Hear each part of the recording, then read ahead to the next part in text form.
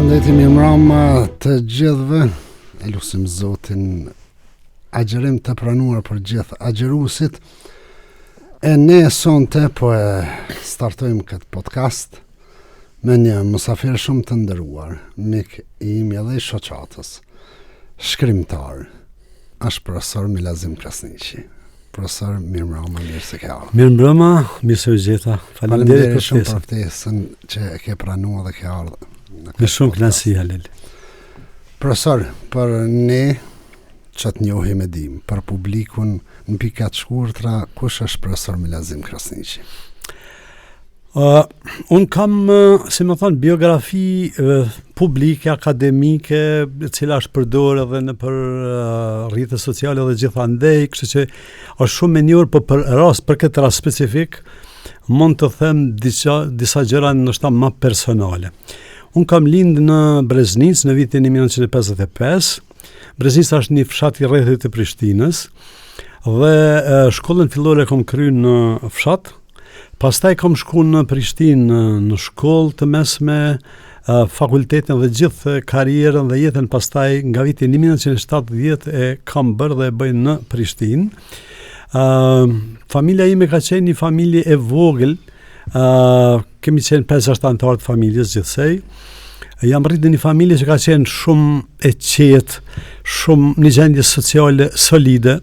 Vllai im ka qenë arsimtari gjuhës shqipe, ka qenë arsimtari im. Është një poet i njohur, Hajdini, ka 25 libra të shkruar dhe jam rritur në një shtëpi ku ka pas shumë libra, sepse ai ishte dashamir i librave dhe unë fillova të lexoja librat e tij, të lexoja poezitë e tij, ashtu që nga fëmiria fillova të mirrem me leximin edhe me letërsinë. Kështu që jeta ime mandena ka qenë gjithmonë e lidhur me letërsinë. Shkova në studime në letërsi, kryeva fakultetin, pastaj magjistraturën, doktoranturën, gjitha në Universitetin e Prishtinës, ashtu që vendlindja është ajo pika identifikuese për në formimi im i tëri, si më thonë, është në Prishtinë. Prishtina është qyteti im i zemrës, është qyteti në cilin e kam realizuar ëndrat e mia si shkrimtar, si qytetar, dhe jetoj në Prishtinë, është një qytet me gjithë, si më thonë, problemet që gjithmonë i ka, qytet me cilin unë identifikohem. Normalisht edhe në letërsinë që kam shkruar është një pjesë edhe vendlindjes edhe Prishtinës e inkorporuar në ato ide, në ato motive, në ato tema që i trajtoj. Ashtu që pastaj përveç me letërsinë unë mora me gazetari një kohë shumë të gjatë. Kam qenë redaktor, kryeredaktor në disa gazeta, disa media. Kam qenë bile edhe në bordin drejtorëve të RTK-s mbas çlirimit. Kam punuar pastaj një periudhë, kam qenë edhe antar i Këshillit Drejtues të Universitetit të Prishtinës. Kam qenë njëri nga themeluesit e Lidhjes Demokratike të Kosovës, pra një projekti të madh politik ku kam punuar me Ibrahim Rrugovën shumë gjatë. Një fat i madh imi, Halil, ka qenë që më erdha shumë i ri në Prishtinë. Dhe hyra shpejt në jetën publike. Kam njoft disa nga njerëzit më të mirë dhe më të rëndësishëm që ka pas shqiptaria në Kosovë, duke përfshirë prej shkrimtarit Esad Mekuli, për shkakun që ka qenë njëri nga njerëzit më të mirë në letërsi që i kanë nxit shkrimtarët, pastaj gjitha ato gjenerata të shkrimtarëve. Duke përfshirë pastaj profesorët e mi të njohur si Recep Qosja, Hasan Mekuli, Latif Berisha, Enver Gjerqeku e shumë të tjerë. Kështu që kam jetuar një jetë intensive intelektuale ndërmjet rilindjes, që ishte shtëpia e madhe gazetare botuese, ndërmjet shoqatës shkrimtarëve të Kosovës, ku shumë vite kam qenë sekretar. Ibrahimi ishte kryetar, vitet 1988 deri në vitin 2000. Pastaj lidhjet e mia kanë qenë shumë të mëdha me Institutin Albanologjik, sepse atje kam pas shumë miq, duke përfshirë thash profesor Qosjen, Bajram Krasniqin, shumë të tjerë dhe Universitetit Prishtinës. Pra jeta ime ka qenë shumë e lidhur me këtë botën që na quajmë bota albanologjike. Sa kam mësuar prej librave, ndoshta po aq kam mësuar edhe prej këtyre njerëzve të mençëm, njerëzve të dijshëm, dhe formula ime gjithmonë ka qenë jetë që na duhet bëjmë përpjekje të rrimë në shoqëri të mirë, sepse shoqëria e mirë ndikon për mirë edhe në aspektin dituror, por edhe në aspektin moral, por edhe në aspektin kombëtar. Kështu që kjo ka qenë, si më thënë, një rrugë ime jetësore me të cilën unë jam i përmbushur si njeri, edhe si qytetar dhe si intelektual, dhe falenderoj Zotin që ma ka dhënë këtë fat të mirë që kam pas në karrierën time si shkrimtar, por dhe karrierën akademike. Profesor, unë ndjeki her pas herë lexoj edhe shkrimet e juaja, ajo çka deshta me të vetë, me gjithë këtë bagazh edhe nga keni periudhë kohore në shumë aktivitete, çka shen ndryshim prej kohës kur ke nis etapës më të çmueshme që i përmenda edhe me profesorat e nderuar me ditët e sodit, qoftë në shkrimtari, qoftë në gazetari, qoftë në politik, qoftë në gazetari? Kjo është një pyetje shumë e mirë, Halil, sepse koha kur unë kam hyrë në jetën publike ka qenë kohë kur në fakt kemi jetuar në një sistem socialist, pra ka qenë një lloj hierarkie ideologjike e cila i ka imponu disa rregulla. Rregullat e tilla kanë qenë që është imponu autoriteti. Për shembull, nëse dikush ka qenë kryeredaktor i një reviste, ai njeri ka qenë autoritet. Nëse dikush ka qenë dekan, ai ka qenë autoritet. Nëse dikush ka qenë shkrimtar, domethënë ai është trajtuar si autoritet. Dhe e vërteta është që në këtë aspekt ka pas një rend, një rregull, një hierarki të vlerave e cila ka bërë që secili në farë mënyre me ditë vendin e vet. Normalisht regjimi ose ideologjia ka ndikuar që disa me qenë më të favorizuar, më të, si më thonë, përgdhelun, por në përgjithësi ka pas një farë sistemi. Më vonë në vitet 90, kur unë më ne kam pas një ndikim, mund të them, të dukshëm në jetën mediale dhe politike, për shkak të aktivitetit në lidhjen demokratike, pastaj që kam udhëheq disa nga mediat, filluam atë farë rendi ta zaventësojmë me një prirje më shumë patriotike adhëtare, dhe ajo funksiononte realisht sepse nevojat e shoqërisë ishin që të kishim një mobilizim sa më të madh politik, kombëtar, dhe nuk vriheshin shumë kontradiktat që realisht ekzistonin, por mbuloheshin për këtyre motiveve të mëdha që kishim në lëvizjen për pavarësi.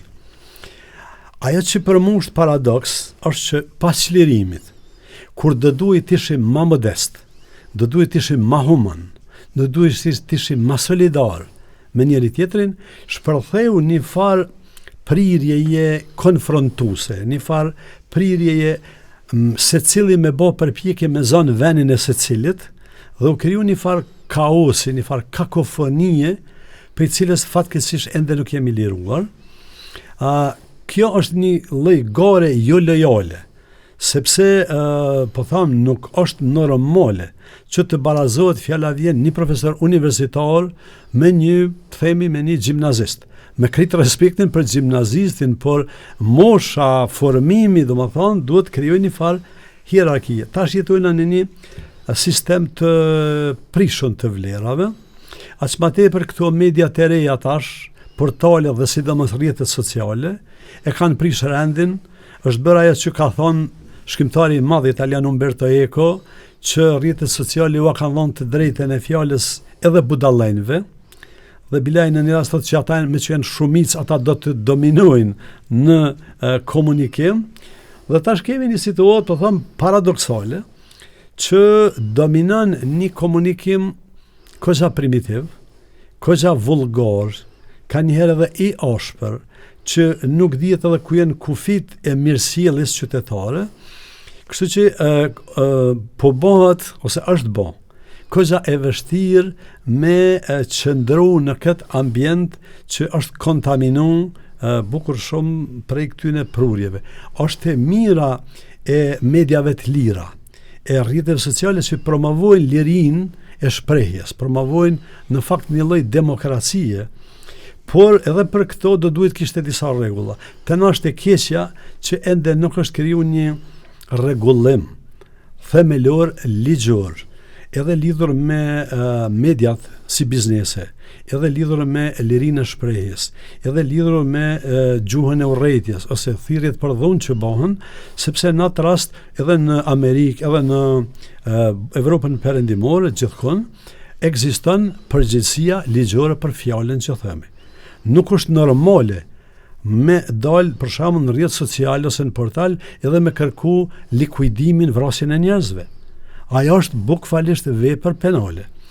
E keqja është që te na, po them se na mësuan hala tamam me këtë lloj lirie të re, dhe e dyta nuk ka një vetë rregullim adekuat të mediave, dhe e treta nuk ka një funksionalizim më të mirë të prokurorive dhe gjykatave që mund t'i adresojnë këto punë. Për shembull në Amerikë, di se unë kam studiuar edhe mediat, në Amerikë ekziston ajo arrestimet parandaluese. Nëse dikush bën një ftesë në për shembull në Facebook ose në platformën X, që dikon duhet t'i bëhet kështu ose ashtu, diçka me dhunë, në mënyrë parandaluese FBI-ja i arreston ata persona. Sepse llogaritet që nëse ti e thon një kërcënim, ti edhe mund ta bësh mund të tentosh ta realizosh atë kërcënim. Te na nuk po merren këto lloj përvojash, duhet të mirren. Pra, unë jam për promovimin e lirisë të mediave, promovimin e lirisë shprehjes, por me përgjegjësitë adekuate morale dhe ligjore. Kur po falshe, profesor, ditëve të fundit je koni atakum shumë edhe isha i zhytën që ato shkrimet, po nuk je i vetme. I di që ke qenë edhe vetë. Jem kon të atakum. Me gjithat, shala Zotin arun, edhe shala Zotin përmirëson gjendën, po që shedim na, për mu përmirësu gjendja e një popli duhet përmirësohet vetë popli, vetë duke fillu nga vetë neve. Profesor, ajo që ka deshta me të vetë, te çështja traditës. Neve folëm në aspektin e mediave dhe shkrimeve, politikës aktuale. Tradita po shohim që është zbeje. Po prishet, ka ndryshu gjithsej. Si e sheh traditën tonë në moshën e re, profa dhe sot?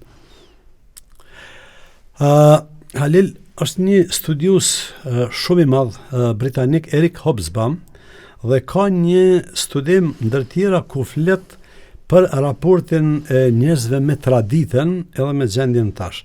Dhe thot, në kohën kur ka pas rregull, ka pas tradit, ka pas besim fetar, thotë njerëzit kanë jetu ma shumë në paqe dhe kanë qenë më të lumtur, sesa sot kur formalisht i kanë të drejta të pakufizuara, por nuk ka rregulla të lojës.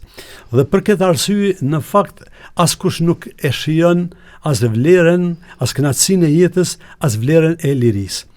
Pra, e vërteta është që ne duhet të zhvillohemi, të marrim edhe këto ide të reja që vinë, por gjithmonë dhe bazamenti i një shoqërie stabile, të suksesshme dhe të lumtur duhet jetë edhe tradita. Na kemi pas si popull tradita të shkëlqyshme të azam të mikpritjes, tradita të shkëlqyshme të kujdesit ndaj prindërve, tradita të shkëlqyshme të vlerave të farefisit, të familjes. Dhe gjitha këto vlera në kohën që na po flasëm janë vënë në pikpyetje, janë vënë në rrezik të madh. Njerëzit kanë filluar, si më thonë, ta manifestojnë një lloj egoizmi, ku secili kqyr veç veten, dhe ne kemi, si më thonë, në raste të dhimbshme që për shembull ka familje që kanë 4-5 fëmijë dhe gjithë kanë shkuar në diasporë dhe i lanë pleqet në vetëmi, në përfshatra të, si më thonë, ku e vujnë mbi gjitha vetëmin. Pra, na duhet të tentojmë të krijojmë një ekuilibër ndërmjet asaj tradite të mirë që kemi pas dhe ndërmjet jetës reale. Dhe në këtë aspekt duhet po ashtu, përveç traditave që kemi kombëtare edhe traditat fetare, sepse edhe traditat fetare na mësojnë për shembull që duhet me po solidaritet të azo me të varfërit, që është fokusi ju të maj madh jetësor. Do dalëm pak ma vonë këtë tim. Po ndaj jetimeve, ndaj të varfërve, si që është edhe tjetra që Zoti thot, mos shpifni, sepse shpifja është më e rëndë se vrasja, ose ajo që ka thonë pejgamberi alayhis salam ka thonë që ai që gënjen nuk është prej nesh. Pra duhet të shmangen shpifja, gënjeshtrat, të kthehet rahmeti. Janë vlera Halil realisht janë komplementare. Domethënë e plotësojnë njëna tjetrën. Vlerat tona të traditës kanë qenë të bazume shumë në këto tradita dhe unë mendoj që na po kalojmë një tranzicion të vështirë. Si shoqëri kjo në Kosovë, po edhe në botën shqiptare për shkak se si thot një dietar amerikan Zbigniew Brzezinski. Ai thotë që domin më të madh komunizmi nuk ja ka bë ekonomisë, po ja ka bë moralit. Ai thotë që komunizmi e ka shkatërru, duke shkatërru besimin në Zot, duke shkatërru besimin në pronë, duke shkatërru besimin në familje dhe duke shkatërru vlerat kombëtare, e ka bë njeriu të jetë i pandjeshëm dhe na realisht jetojna në një fazë që në mjekësi quhet rekonvalescencë, domthonë një përpjekje me u shëru prej smundjes së rënd që kalon komunizmi. Dhe në këtë aspekt mendoj që tradita është një referencë shumë e rëndësishme e cila do të na ndihmonte me kalu më shpejt këtë gjendje rekonvalescente. Profesor, na cike ajete kuranore dhe hadithe, pra lamin fetare. Prej kur ju ke qasa dhe fes çka është bo shkaktar piku udhëzimi i profesorit. Po. Halil, unë jam rritë në një familje shumë fetare. Prindit e mi kanë bo namaz, kanë agjeru, kanë qenë besimtar të devotshëm. Dhe unë jam rritë me mësimet fetare të nonës tem, ashtu që bilen klasën e 6 unë edhe Jasinin e kam ditë komplet përmenç. Ideali i nonës tem ka qenë me mëqu për hoxh. Po nuk e kismet, unë orientova për drejtimin tjetër, pra fëmiria jeme ka qenë shumë e lidhur me besimin dhe praktikimin fetar. Pastaj kur erdha në Prishtinë, unë kam jetu një kohë vetë në konvikte, ke parasysh një djalë i ri që fillon me shiju qytetin, teatrin, kineman, stadiumin, korzën dhe them fatkesisht lasdrohesh pak. Dhe unë manena kom pas një periudhë jo të shkputje, Zoti mos e bëu të fesë, por një periudhë të indiferencës ndaj praktikimit fetar. Dhe kjo ka zot deri një farë moshe që në fakt më ka koincidu pak a shumë me një moshë simbolike, dikun në moshën 30 vjeçare, kur kam fillu me lexu Kur'anin, botimin e profesor Feti Ahmetit. Okay. Ka qenë, më duket vitit 85 është botu për herë të parë.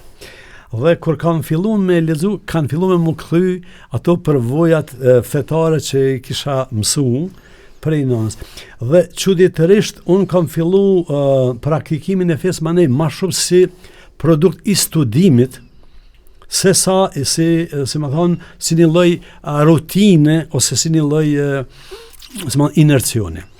Kam lexuar në atë kohë një libër që është jashtëzakonshëm, Marcel Bouquet është një autor francez, një mjek që më ka kaluar në Islam, është libri i quhet Bibla, Kurani dhe shkenca. Është një analizë krahasuese ndërmjet disa postulateve themelore në Bibël dhe në Kuran edhe në shkencë. Dhe ai kanë nxjerrë rezultate brillante se si të dhënat ato që thuhet në Kuran vërtetohen shkencërisht. Dhe unë kur e kam lexuar atë libër e kam kuptuar që me që jam filolog, unë jam doktor i shkenca filologjike, pra merrem me studimin e teksteve, e kam kuptuar që mënyra ime si filolog është që duhet me u rikthy edhe me studiu tekstet e shejta. Edhe ju kam rikthy edhe kam studiu Biblën, si thuhet me laps. Dhe e kam rikthy, e kam studiu Kuranin me laps. Dhe përmes këtyre studime manena mu kanë ndërlidh edhe me studimet e letërsisë, me letërsinë e vjetër, dhe kështu kam marrë te një pikë që u lidh manena edhe me gjendjen shoqërore që ishte në Kosovë, përkeqësimi i madh i gjendjes si pasojë rënimit autonomisë, agresionit Serbisë, dhe ashtu në erdha të një krah studimit edhe të kërkimi disa përgjigjeve qysh kena me dal prej kësaj lemerie, dhe me qysha shumë i eksponum politikisht, e vetmja mënyrë me rujt ekuilibrit emocional edhe mendor ishte pikrisht mbështetja e Zotit. Dhe një farë mënyre, do më thonë ato vitet e fundit, veç mas vitet 98-99, unë intensivisht jam afru, jam rikëthyt në praktikim të islamit, dhe kjo ishte ajo, do më thonë që mu më ndihmoj shumë me përballu ato që në ndodhi me egzodin, me tragedin që patëm në familjen e Grusime, se asaj avran shumë antarë të familjes. Pastaj pas lirimit shkova në haqë në vitin 2002, dhe haqë ma ka kompletu komplet, ma prej vitit 2002, unë, Zoti e din, edhe në udhëtimet e gjata, për shembull, kam udhëtuar për Amerikë, kam udhëtuar për Tokyo, Japonisë, kam shkuar në Reykjavik, ta zon po flas për unë asnjë vakt më kur se kolon pa fal, për çka falenderoj Zotin, sepse mane kom bashku namazet, udhëtimet i din ç'është bën, por domethënë manena e kom pas domethënë pjesë integrale të botës time shpirtërore, dhe kështu vazhdoj edhe tash. Prof, jemi në muajin e shenjtë Ramazanit, edhe këtu. Ramazanet e më hershme, sidomos para luftës, që ato që pimojmë men edhe unë, ti sigurisht je më i vjetër, me sot. Atmosfera, se Ramazani gjithmonë është Ramazan. Ramazanet e hershme, unë i maj mend, si kur filmi kam në kryt regjistrum, sepse gjithmonë në Ramazan, baba jam edhe nonna jam i thirshin musafir, dajt kanë ardhë regullisht, dhe më thonë, dhe konë spektakel për mënyrën se si shtroj iftari. Atëherë iftari ka qenë një ndam prej darkës. Për shembull, boj iftar me një lokum, pihej një kafe, ma ne boj një farë gjys ore fali akshami, dhe ma ne na shtrohi iftari darka, vishin thash dajt, kusheri, më thonë farefist, dhe unë si fëmijë ma i mend që na dilshim në bërë me ngut tupanin. Tupan në katunin tem nuk ka pas në një katun tjetër Barilev, po me që ishte mramje, na si fëmijë, më si duket edhe veshti kena pas mirë atëherë, arrinim ta dëgjonim tupanin prej Barilevës, dhe manena ajo ishte një, si më thonë, gëzimi madh. Manena dëshira jonë si fëmijë ka qenë gjithmonë me u qenë syfër, sepse ajo ishte një gjallërie jashtëzakonshme, bohej rrezik kaftori gjithmonë, dhe ajo është një lloj ngrohtësie, një lloj, realisht ka qenë një lloj solemniteti.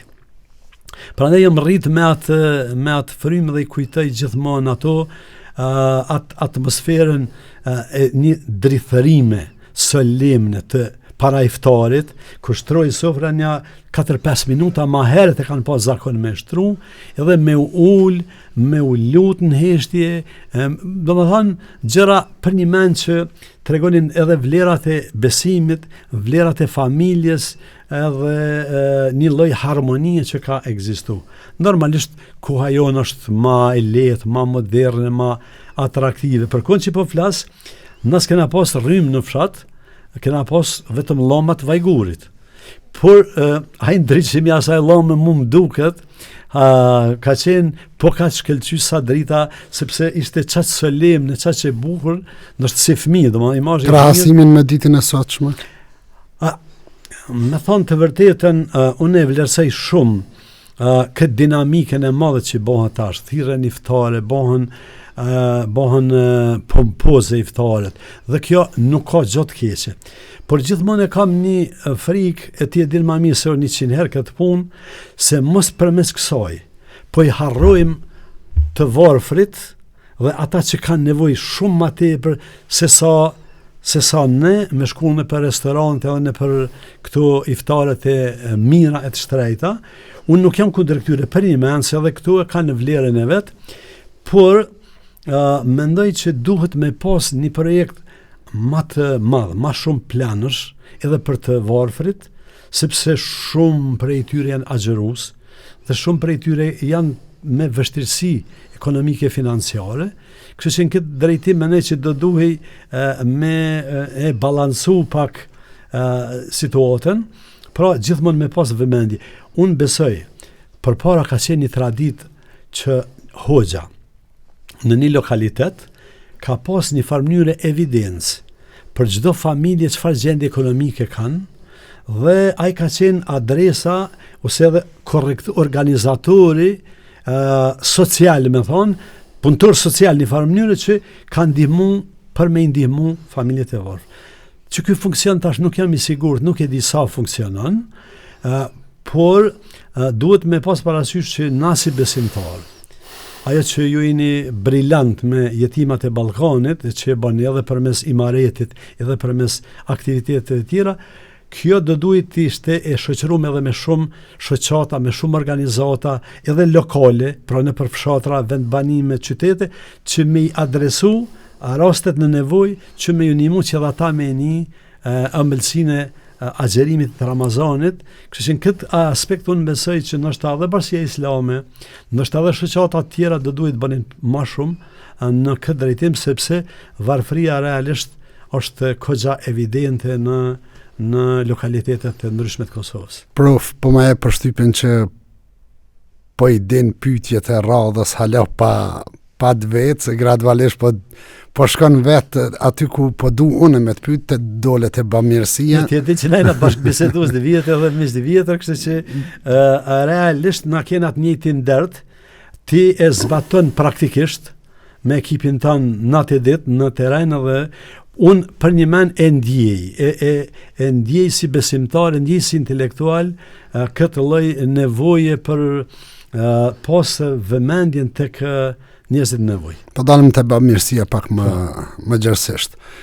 Pikërisht jetimat e Ballkanit edhe na njihemi ka kohë, përshtypjet e juaja një herë për shoqatën, përgjithësi pastaj kemi një histori bashk në një aksion të përbashkët, kisha pas dëshirë për opinionin me fol pak edhe për atë ditë, edhe sot e duke përfundu pastaj me një mesazh për neve si shoqatë edhe për opinionin e gjërë. Halil, nuk e dhja të kujtohet që unë e tjena takun në aeroplan duke këthy për Istanbulit.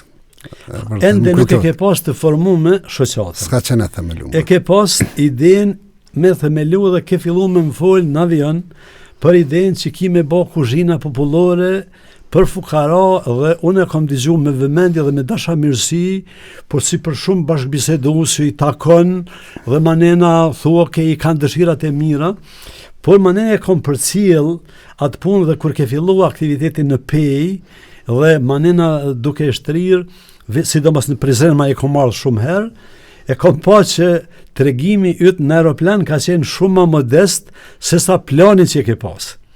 Kështu që shoqata jetimat e Ballkanit është shoqat që e kam përcjell, domethënë, pothuajse para se me u formu, kur ka qenë veç ide e jotja.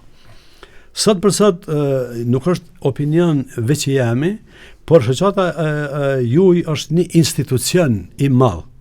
Është një institucion i jashtëzakonshëm në shoqërinë tonë, po edhe në botën shqiptare në përgjithësi, e cila ka zgjidh probleme të mëdha të shumë familje, nuk e di numrin e saktë, por mbi 2000 familje në shtëpi, mbi 2000 familje me shtëpi, llogarit atë imaretin që keni që japni ushqime, shujta, qëndrime dietore.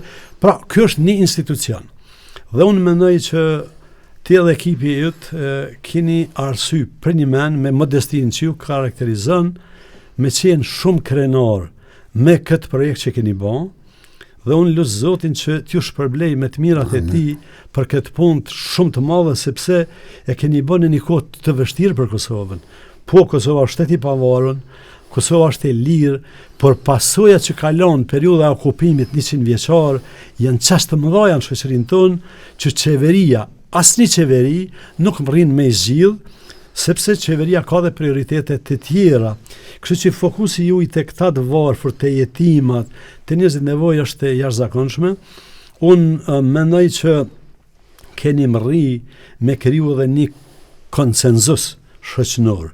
Keni mri me trigu një shembull që shumë njerëz të shqiptarët janë bamirës dhe veç mas diaspora jonë, për cilën unë gjithmonë kom pas edhe kam ndjenën e respektit, sepse shumë vite si aktivist i LDK-s kam punu me diasporën për organizimin e saj dhe një shpirtin e bashkëdhetarëve kogja mirë.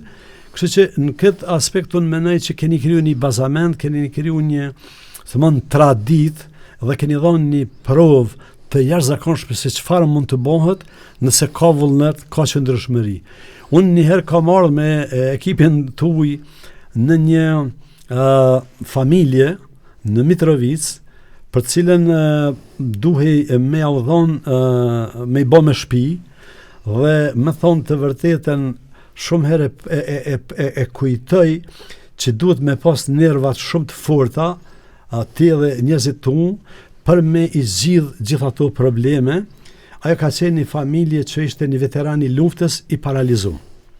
Jetoni në një mjerim ekstrem, në një që si ishte banesë, realisht ajo ishte një lemerime e pa, dhe moj men që ai burri s'mund të as me fol, ishte faktikisht i smundër rënd, ajo gruaja kishte shqetësimet, ai djali kishte dal nga shtëpia, se s'donte domethënë me u ekspozu një mënyrë që she ke menaxhu manena e unë kom ardhur me ty pasaj nëse të kujtohet kur ja kanë dorëzu Qelsat e banesës në Fushë Kosovë. Mane ata u bën një familje shumë e lumtur, u bën edhe ai djali dhe gjithë familja. Po du me thonë, ajo që na shohim televizor, kur ju jepni Qelsat, ajo është pjesa e lumtur, happy endi, fundi i lumtur. Por ajo në për çka ju kaloni, unë e kom pa një herë, për, si me thonë, dëshirë, kisha ardhur edhe në herë, por ju gjithherë, sepse është shumë stresuse, mas pari me po atë ambient të mërshëm, ku shumë për aty në familje jetojnë, dhe me e do traumën që ata e kanë, dhe me e përbrendësua traumë, sepse unë jam i bindur që kur dilni për aty në rrëfime, ju nuk mundi me fshi atë farë, si kur me gumë, po jetoni me traumat e aty në njerëzve, dhe këtu po them bëhen vetëm nga njerëzit për një men që e kanë mision dhe janë të bindur që kjo lloj pune, kjo lloj bamirësie e ka shpërblimin të Zotit. Përndryshe unë besoj që me diçka materiale kjo nuk mundet me u kompenzu. Një mesazh i juaj. Mesazhi im është kështu, unë besoj që ne në periudat e vështira që kemi kalu si këmbë, kena dhonë provën që dim me u organizu edhe me qenë solidar edhe me e ndihmu një tjetrin, dhe kjo ka qenë arsyeja pse kena mbjetu dhe kena mbri këtu ku jemi. Kam një mesazh tash, kur jena në liri, kur jena në shtetin tonë, do të duhej që mos me prit me ardhë në vështirësi për më bo solidar dhe bamirës, po pikërisht në këtë hapësirë ku kena edhe shansa ma shumë, ku kena edhe mundësi ma shumë, me bo solidar dhe ma shumë. Dhe bindja jam është që se cili prej nesh, kena mundësi ma shumë se sa që bojmë. Po ta tregoj një detaj të vogël, jo për Zoti më thash për lavdim, po për inspirim.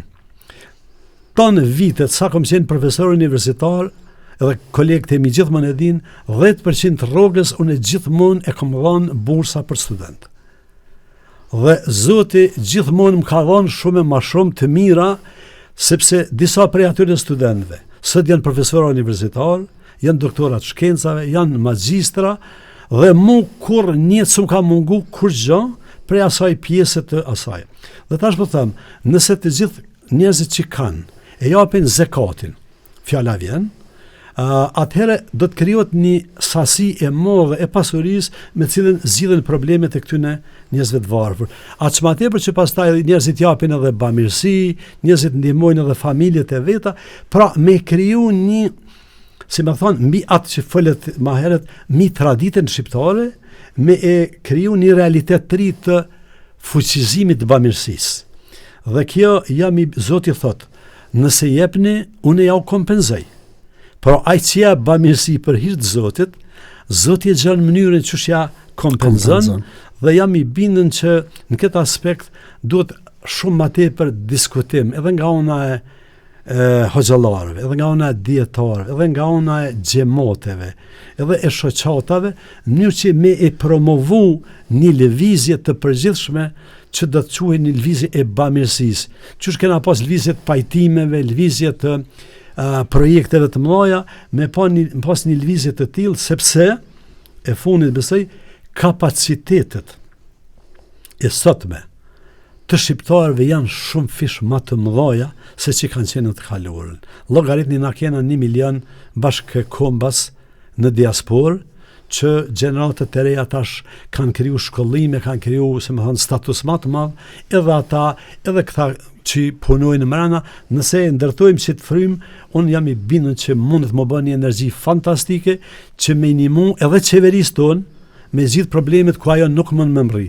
Dhe e fundit krejt referencë për të gjithë këta njerëz është shoqata Jetimat e Ballkanit me projektet e juaja, kështu që unë ju uroj shumë suksese dhe uroj që të vazhdoj ky rrezatim i kësaj shoqate dhe ky motivim i juaj në mënyrë që njerëzit në nevojë ta ndinë dorën e bamirësisë edhe të ndihen më të mirë. Unë sot i pash këta njerëzit që janë në shtëpinë e juaj, vallahi jam i bindun, dhe kjo është hipotezë, unë s'po uroj që të jetë ashtu, po janë shumë më të lumtur, shumë më të gëzuar më dukshin fytyrat e tyre, se fytyrat e mia prindërve që i kanë fëmijët e vet, por kanë me të vetmuar nëpër fshatrat e tyre.